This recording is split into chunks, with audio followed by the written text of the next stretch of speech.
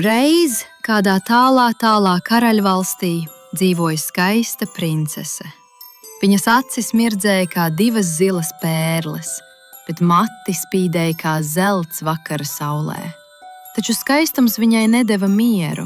Kur vien viņa parādījās, ļaudis apstājās, skatījās un teica: Ak, cik brīnumaina būtne! Skaties, skaties, tā taču mūsu princese! Tik daiļu meiteni pasaule vēl nav redzējusi. Un princese kaut smaidīja, bet sirdī domāja: cik gan nogurdinoši būt redzamai ik mirkli, vai tiešām nevienam nerūp, kas es esmu patiesībā.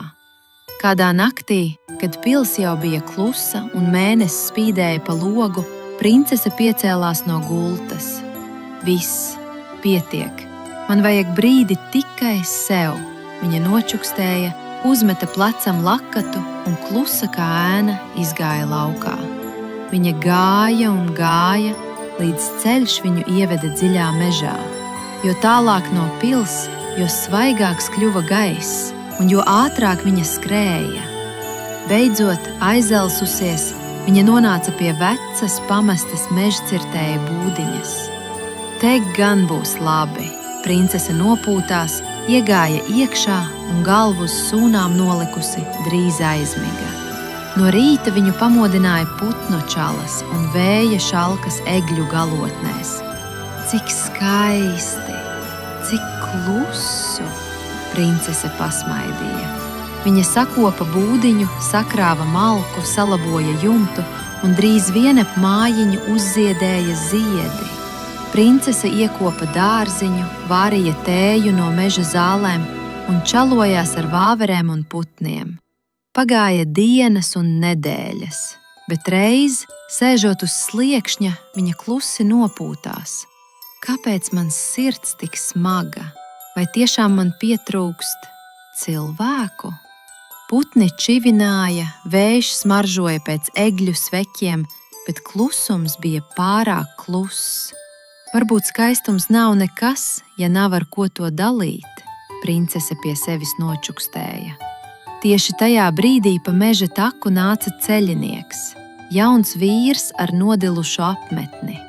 Sveika, vai te kāds dzīvo? Viņš bikli vaicāja. Dzīvo gan, princese pasmaidīja. Nāc iekšā, apsildi rokas, tev jābūt izsalkušam. Viņa iedeva maizi un ūdeni, un ceļinieks pateicībā smaidīdams stāstīja. Esmu gājis cauri pilsētām un laukiem, meklējot pazudušu princesi, par kuru ļaudis runā. Viņi saka, viņa bijusi skaistākā pasaulē.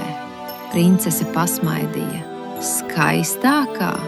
Ak, nē, viņa tikai bija nogurusi no trokšņa. Abi runāja līdz vēlai naktī, un princese saprata. Ne klusums, ne spožums nav laime. Laime ir tad, kad kāds klausās un kad vari smaidīt kopā. Tā viņa atgriezās savā pilī, ne vairs kā lepnā skaistule, bet kā gudra valdniece, kuras zināja. Skaistums ir nieks bez sirds siltuma, un siltums rodas tikai tad, kad to dod otram. Un kopš tās dienas karaļvalstī valdīja miers un sirsnība, jo ik viens zināja, ka pat skaistākā seja neko nenozīmē bez siltas sirds.